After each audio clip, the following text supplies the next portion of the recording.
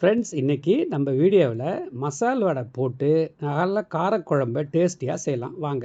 முதல்ல கடாயில் நல்லெண்ணெயை விட்டு காஞ்சதும் கடுகு 1 ஸ்பூனு, வெந்தயம் 1/4 ஸ்பூனு, சீரகம் 1/2 ஸ்பூனு போட்டு நல்லா பொரிஞ்சதும் 10 பல்லு பூண்டை உரித்து போட்டுக்கலாம்.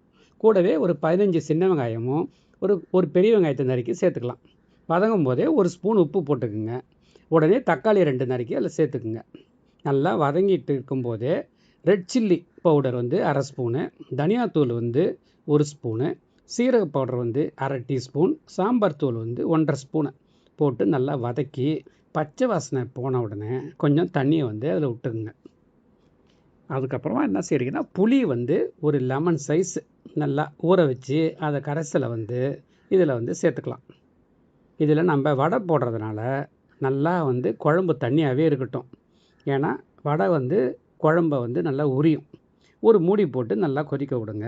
5 நிமிஷம் கொதித்த உடனே மசாலோடைய போட்டு வச்சதை இதில் போட்டுருங்க. ஒரு 5 நிமிஷம் கொதிக்கட்டும். ஃபைனலாக நல்லெண்ணெயை மேலே விட்டுட்டிங்கன்னா சூப்பரான மசாலோட போட்டு காரக்குழம்பு ரெடி. எப்படி இருக்குன்னு சொல்லிட்டு செஞ்சு பார்த்துட்டு எங்களுக்கு கமெண்ட் பண்ணுங்கள். பாய். இன்னொரு வீடியோவில் சந்திக்கலாம். பாய்.